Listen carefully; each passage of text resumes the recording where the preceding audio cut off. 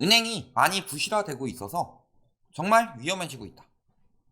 그래서 저희가 저번에 방송했을 때도 말씀을 많이 드렸지만 이금융권에서는 이제는 돈을 좀 옮기셔야 된다.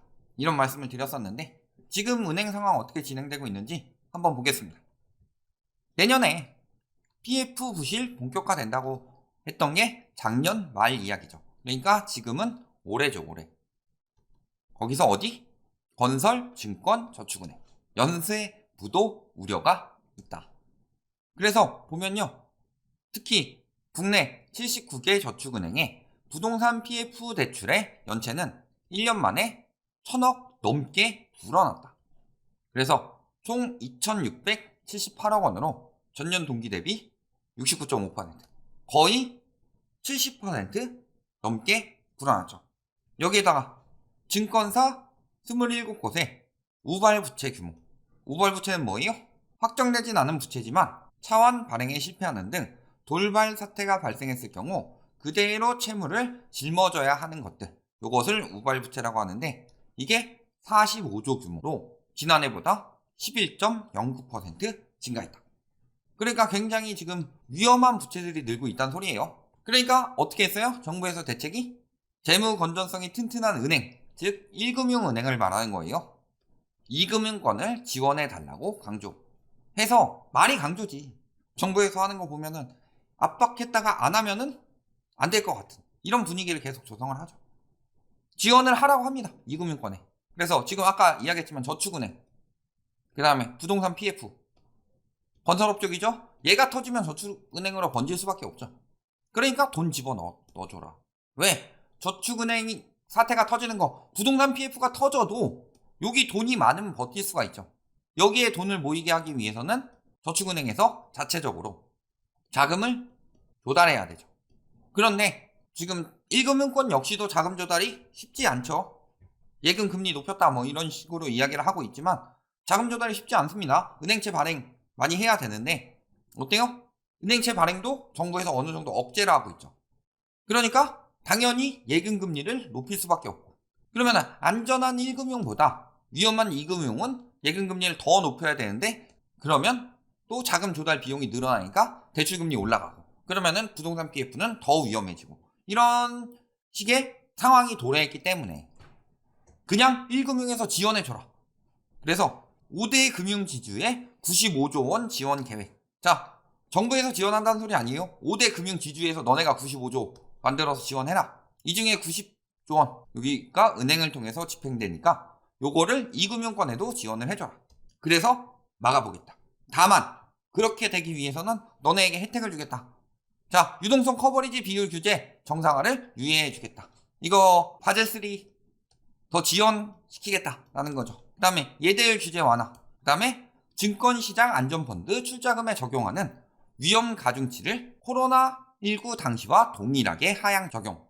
그래서 기존 250%에서 100%로 하향하겠다. 자, 위험 가중치를 낮춘다는 게 위험하지 않아진다는 소리가 아니에요. 위험 가중치가 높으면 그만큼 더 많은 돈이 필요해요.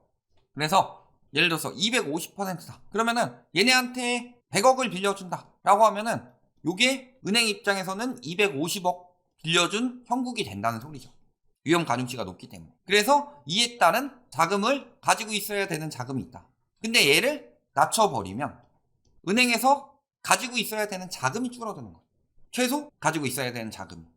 예를 들어서 100억 빌려줄 수 있는 거를 250억을 빌려줄 수 있게 해주는 거예요. 증권시장에 돈을 풀겠다라는 거죠. 더 많이 빌려줄 수 있도록 하겠다. 그러면 은행에서는 자기 자본을 조금 더 적게 두고 있어도 더 많이 빌려줄 수 있다. 그런데 지금 우리나라의 가장 큰 문제가 뭐예요? 부채 문제. 부채 문제가 가장 크죠.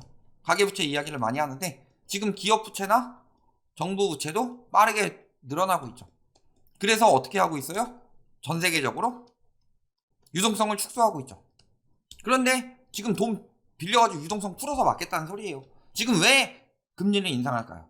물가가 빠르게 오르니까. 선진국들에서 금리를 올리기 때문에 비기축통화인 우리나라에는 자금이 빠져나갈 위험이 커지기 때문에 금리를 올리는 거죠. 그런데 금리 인상의 효과가 당연히 늦어질 수밖에 없고, 반대로 은행은 더 많은 대출을 빌려줬기 때문에 더 덜 위험하다고 평가해서 더 적은 돈을 가지고 더 많은 대출을 내줄 수 있다는 소리예요. 대출을 많이 내주면 그만큼 위험성은 커지죠. 그런데 아까 이야기했지만 부동산 PF는 지금 막 건설사들 멈추고 있는 거 보면은 심각한 상황이고, 저축은행 사태 조만간 터지면은 이게 1금융까지 번지는데 위험 가중치를 낮췄기 때문에 더 많은 돈을 빌려줘서 1금융권이 맞게 될 피해도 더 크다는 소리예요. 그러면서 금리 낮추도록 강제시켰죠. 왜? 1금융권에서 예금금리가 너무 높으면 2금융권에서 더 높여야 되니까 자금 조달 비용, 수신금리가 올라가면서 대출금리 따라 올라가고, 이런 것들을 막겠다는 거 아니에요. 계속 관치금융 이야기가 나오는 이유가 뭐냐. 그러니까 지금 어떻게 하는 거예요? 은행 고금리 예금 증가, 그러면 코픽스 금리가 인상되면서 대출금리 상승으로 이어지는 악순환을 제어한다. 즉 시장 개입을 하겠다는 거죠. 문재인 정부 때는 언론이 앞다퉈서 시장 개입 막더니만 왜 윤석열 정부에서는 이게 되게 좋은 방법, 아니면은 관치다, 이 정도는 하는데 이게 이렇게 하면 생겨날 문제점에 대해서 이야기를 하지 않느냐. 대외적으로도 좋지 않고 물가도 안 잡히고, 사실 지금 가계 부채 다이어트를 해야 되는데, 다이어트 할 때 어떻게 해요? 열심히 운동하고 와가지고 현미밥 먹고 달걀 흰자 먹고 닭가슴살 먹고 이래야 되는데, 너 힘들어 보이니까 자, 널 위해 준비했어, 돈가스, 이런 식으로 칼로리 폭탄을 뽑아주는 거죠. 다이어트가 돼요? 다이어트가 안 되면은 경기 침체는 당연히 길게 갈 수밖에 없어요. 자, 그래서 금리를 지금 낮춰줬어요. 예금리 6에서 4%로 지금 역주행 중이고, 저축은행. 그 다음에 대출금리도 지금 8%대 초반에서 6%대 지금 후반까지 떨어진 거죠. 그러면서 억지로 눌러가지고 지금 대출금리 누르고 있는 거예요. 가계부채 잡아야 될 이 시점에. 그렇지만 부담은 계속 늘어나고 있죠. 왜? 대출금리 떨어졌다는데 내 금리는 왜 올라? 왜 오를까요? 금리가 바로 적용되는 게 아니죠. 지금 신규 하는 사람들은 조금 더 유리해졌지만요, 기존에 받았던 사람들은 금리 갱신을 하잖아요. 이게 월마다 갱신이 됐으면 저번 달보다 부담이 줄었겠구나 이렇게 생각할 수 있는데, 6개월마다 갱신이 되죠. 6개월 전에는 4.04에서 6.23인데 지금은 이달 초에 비해서 좀 떨어져서 4.64에서 7.43 혹은 더 떨어져서 6%대 후반까지 떨어졌다고 하더라도 이때보단 높죠. 1년 갱신은 더 심하고, 한번 확 터져가지고 한번 쭉 축소를 해야 되는데 근근히 버티도록 계속 만드는 거죠. 그래서 보면 어때요? 실제 주담대 변동금리 산정의 기준이 되는 코픽스 금리는 큰 변동을 보이지 않았다. 예금금리를 억지로 누르고 있음에도 불구하고. 왜? 은행채 발행해야 되니까. 은행권에는 지금 돈을 계속 모아야 돼요. 위기일 때는 은행이 현금을 많이 가지고 있어야 돼요. 은행이 망하면 어떡하려고? 리먼 브러더스 사태 우리나라에서도 한번 볼까요? 미친 짓 하고 있는 거예요. 은행에서는 근데 은행채 발행도 막았다가 나중에 풀었죠? 나중에 풀었으니까 채권을 비싸게 사서 지금 그 채권 금리가 좀 떨어진 상황이죠? 은행 예금금리 억지로 누르니까. 그러면 금리가 다 같이 낮아지고 있는데 외국은 금리가 다 같이 올라가고 있어요. 자금이 지금이야 환율이 정신 나간 상황이라서 안정되고 있지만 요거 한번 빠져봐요. 다시 터지면은 이번엔 1,400원은 우습고 1,500원 넘어갈 수도 있는 거지. 그렇게 되게 하지 않기 위해서는 오히려 이런 걸 시장에 맡겨야 되는데, 부동산은 의식주 중 하나이기 때문에 정부의 규제가 필요하지만요, 예금 대출 같은 경우는 자본시장에서 기본이 되는 것이기 때문에 이런 곳이야말로 오히려 시장에 개입하면 안 되는데. 그러니까 지금 특례 보금자리로 실패했습니다. 특례 보금자리로는 실패할 수밖에 없다. 그 이유 억지로 내리니까 이걸 왜 해? 가뜩이나 조건이 까다로운데. 특례 보금자리론의 전신이 됐던 게 뭐죠? 기존 대출자들에게 해줬던 안심 전환 대출이죠. 안심 전환 대출이 나올 때만 하더라도 금리 고정금리인데 지금 변동금리보다 낮아. 기준금리는 계속 올라간대. DSR도 빼준대. 그럼 안심 전환해야지. 근데 왜 안 했을까요? 요거를 본인의 입맛에 맞는 금액을 받기 위해서는 여러 가지 요건을 만족해야 되는 거죠. 우대 금리도 받아야 되는 거고.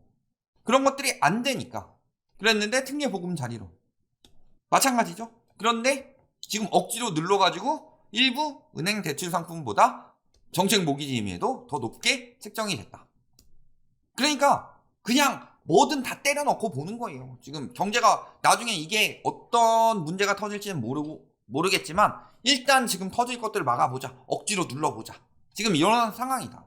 그러니까 당연히 은행의 부실은 계속 커져가죠. 지금 은행 연체율이 원래 이렇게 해요. 원래 이런 식으로 진행이 됐는데 지금 2달 넘게 올라가고 있다. 근데 문제는 이 연체율이 소상공인 대출 지원 이거 계속 연장해주고 있죠. 이게 빠진 상황에서 연체율이 올라가고 있다는데 요 연체율만 봐선 높진 않아요. 그런데 이 숨겨진 연체율까지 계속 생각해봐라. 저금리 때도 못 갚았던 게 고금리 때는 갚을 수 있느냐. 그러니까 은행은 당연히 부실할 수밖에 없어요. 갚을 능력이 되는 사람들은 고금리인 것부터 줄이죠. 그래서 뭐부터 줄여요? 리볼빙, 잔액 증가폭이 확 줄었다. 그래서 리볼빙 받는 건 줄인다. 더 받는 건 줄이는데 그럼에도 불구하고 증가폭이 줄었다는 거예요. 그러니까 대출 막 받다가 이제는 리볼빙도 안 늘리려고 한다. 안 늘리든지 못 늘리든지 둘 중에 하나죠. 왜? 한도가 이미 끝이라서. 아니면 그럼에도 불구하고 늘어나고 있다는 거는 지금 리볼빙을 받아서라도 버틸 수 있는 사람들이 늘어나고 있는데 리볼빙보다 더 낮은 것으로 어떻게든 찾아서 해보려고 하는 거죠. 진짜 못 갚는 사람들은 1300%대 불법 사채로 내몰린다고 합니다. 왜? 우수 대부업의 연 4% 수준이던 조달금리가 8% 넘어가면서 대손비용 등 더하면 역마진 우려가 있다. 왜냐면 거의 한 10% 정도는 안 갚는다. 이런 식으로 생각하고 빌려주는 겁니다. 그런데 어떻게 하고 있어요? 1300%대 불법 사채로 내몰리게 하지 않기 위해서는 법정 최고금리를 완화해야 된다. 문재인 정부 때 20%까지 내렸던 거 다시 24%로 풀어줘라. 이게 뜻하는 게 뭐냐? 자, 대출금리를 억지로 눌러요? 억지로 누르니까 은행에서는 예를 들어서 쟤는 좀 위험하더라도 8%면 빌려줄만 한데 6%면 쟤 빌려주면 손해날 것 같아요. 안 빌려주죠. 그 사람들이 어디로 밀려요? 대부업으로 밀리죠. 그럼 대부업의 수요가 불어났죠. 근데 대부업은 지금 빌려주면은 손해가 크니까 그 중에서도 신용 높은 사람들 위주로 빌려준다. 그러면은 진짜 힘든 사람들은 불법 사채로 밀리는 거죠.